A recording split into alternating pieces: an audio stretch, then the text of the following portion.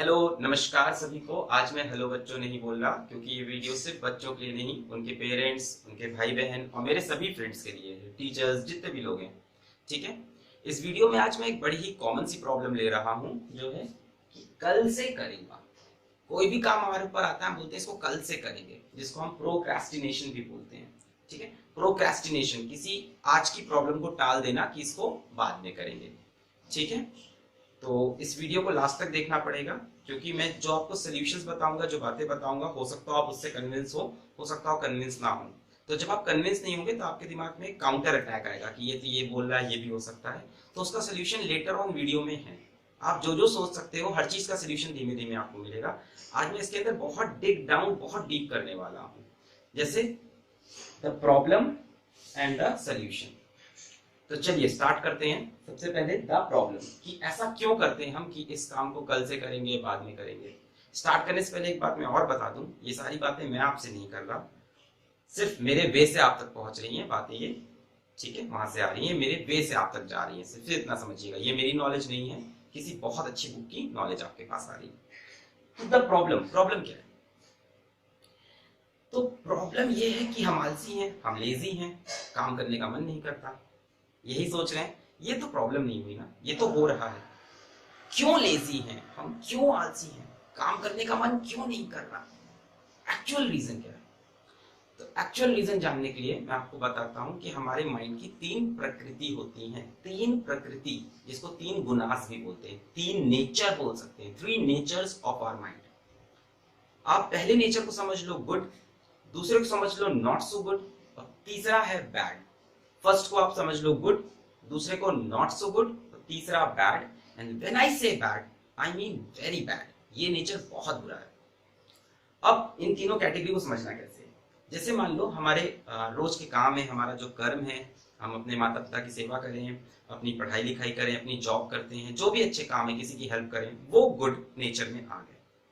अब मान लीजिए हमें किसी चीज की ग्रीड है, पैशन है, किसी काम को हद से ज्यादा कर रहे हैं और बाकी कामों पे ध्यान नहीं दे रहे हैं।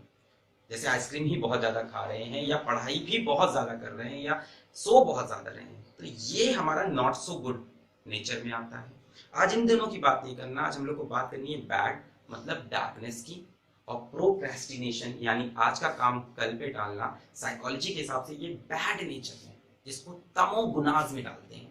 थर्ड नेचर, थर्ड प्रकृति तमोगुणाज में जाता है। ये सबसे वर्स्ट काइंड है। मतलब आप जिस प्रॉब्लम को बहुत छोटा समझ रहे थे कि हम लेजी हैं, हम आलसी हैं, उसका नेचर इतना छोटा नहीं, वो आपके माइंड के तीन नेचर में से सबसे गंदे नेचर में से आ रही है, तमोगुणास में से, which is the darkest kind, सबसे डार्केस्ट फॉर्म है ये। तो अब आपको मैंने सबसे पहले ये बता दिया कि ये प्रॉब्लम इतनी छोटी नहीं थी जितनी लोग बोलते हैं। Since I am a teacher, तो मेरे कई स्टूडेंट्स बहुत सक्सेसफुल होते हैं, अच्छे कॉलेजेस सेलेक्ट होते हैं, सिलेक्शन निकालते हैं कंपटीशन में, या तो बोर्ड में 95, 96 लाते हैं। तो जब मैं उनसे पूछता हूँ कि इस चीज को कैसे ओवरकम करते हो, तो वो आंसर देते हैं कि ये चीज मेरे साथ हुई नहीं।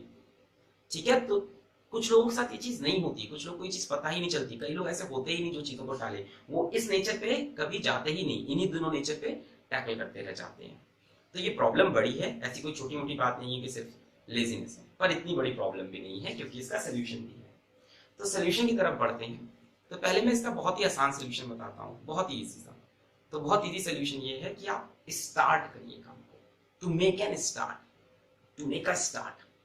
कि चीज को स्टार्ट करना बहुत टफ होता है ना। फॉर एग्जाम्पल हम आपसे कहें कि आप ऐसे लिख के दिखाओ 400 वर्ड का, 400 वर्ड का ऐसे लिखने में प्रॉब्लम नहीं है, प्रॉब्लम है ऐसे की स्टार्टिंग की 4 लाइन लिखनी। एग्जाम में हम जाते हैं 4 लाइन अगर लिख जाती है तो उसके बाद हम ऐसे पूरा छाप देते हैं, बट स्टार्टिंग की 4 लाइन्स लिखना बहुत टफ होता है। Since I am a physics teacher, तो मैं फिजिक्स का एग्जाम्पल दे देता हूँ। मान लीजिए मेरे पास यहाँ पे एक बॉक्स रखा है आयरन का या वुड का, और मुझे उसे पुश करते हुए एक दूसरी वॉल तक ले जाना है। तो ले जाना टफ नहीं है, उसको वहां से हिलाना टफ है। मतलब इनिशियल, जिसको हम बोलते हैं स्टैटिक फ्रिक्शन, फिजिक्स में स्टैटिक फ्रिक्शन बहुत ज्यादा होता है, उसके बाद वो चलने लगेगा तो काइनेटिक फ्रिक्शन कम हो जाएगा। मतलब मूव कराना आसान है, उसको स्टार्टिंग में मोशन में लाना बहुत टफ है। तो स्टार्ट करना बहुत टफ होता है। तो स्टार्ट करने के लिए मैंने एक अपना रूल पहले भी वीडियो में बताया, जिसको मैं बोलता हूँ 10 minutes rule. 10 minutes rule, 10 minutes rule. 10 minutes rule क्या कहता है कि आप जैसे पढ़ने बैठे हो तो आप ये बोलो कि मैं सिर्फ 10 मिनट पढ़ूंगा, एक क्वेश्चन करूंगा। अपने माइंड को चीट करो, बोलो कि सिर्फ 10 मिनट पढ़ूंगा, एक क्वेश्चन करूंगा। इसको बाद में नहीं करना, 10 मिनट पढ़ूंगा, एक क्वेश्चन करूंगा। चीट करना पड़ेगा कि मैं यार बस थोड़ी सी पढ़ाई करूंगा और काम बन जाएगा। अब बात आती है कि ये 10 मिनट्स रूल आपने बता दिया, हम लगाएं कैसे? तो इसको लगाने के लिए एक और रूल है मेरे पास, वो बहुत ही सिंपल है। Get up, sit, make it simple.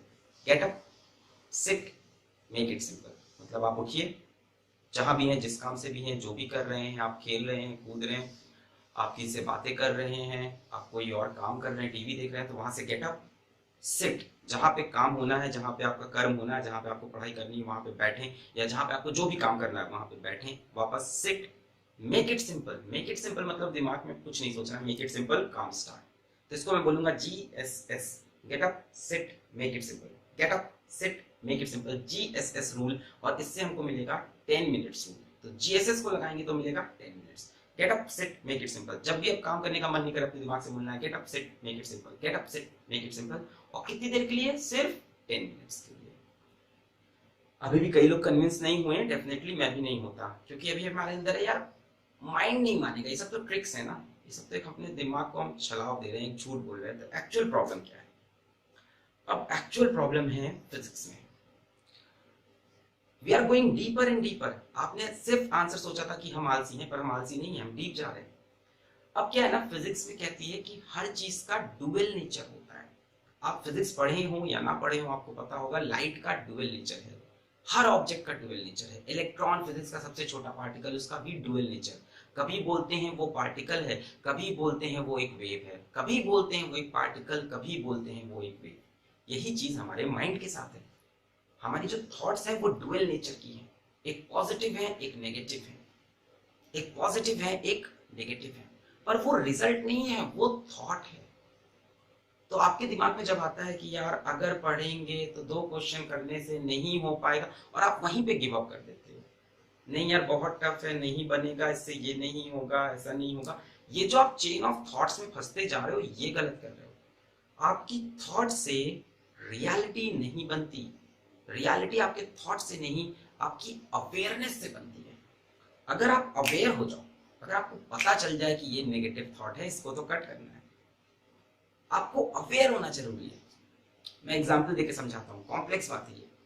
जैसे मान लो आप ड्रीम में हो, ड्रीम में आपको किसी भूत ने दौड़ाया, या आपके साथ कोई बहुत बुरी एक्टिविटी हो गई, आप कहीं से कूद गए, ये हो गया, वो हो गया। आप उठते हो, थोड़ी देर बाद आप नॉर्मल हो जाते हो। Why? Because you are aware कि वो ड्रीम था, वो रॉन्ग साइड थी, वैसा कुछ हुआ नहीं। इसी तरह से दिमाग में 2 पार्ट चल रहे हैं, एक नेगेटिव, एक पॉजिटिव। 2 थॉट है, डुअल नेचर है दिमाग का। तो जैसे ही गलत थॉट आए, आपको अवेयर होना जरूरी है, आपको पता हो जाए कि ये नेगेटिव थॉट है, ये गलत है, ऐसा नहीं होगा। आपकी अवेयर होना रियलिटी को डिसाइड करेगा, आपकी थॉट रियलिटी को डिसाइड नहीं करेगी। फॉर एग्जाम्पल, और छोटा एग्जाम्पल देता हूँ। हमारे पास एक कॉइन है हेड टेल वाला, और आपने चूज किया हेड, मैंने उछाला, आया टेल। अब आप क्या बोलते हो कि एक बार और, एक बार और। तो यही आपको अपने दिमाग के साथ करना है। नेगेटिव थॉट आया, इसको काटा, पॉजिटिव थॉट पे जाना है। आपको अवेयर हो जाना है कि जैसे ही नेगेटिव थॉट है, आपको पता चलना है ये सच्चाई नहीं है, मैं अवेयर हूँ, 2 सच्चाई है, उसमें से मैं ये गलत रियलिटी की तरफ जा रहा हूँ, उसको काटना है और पॉजिटिव की तरफ सोचना है।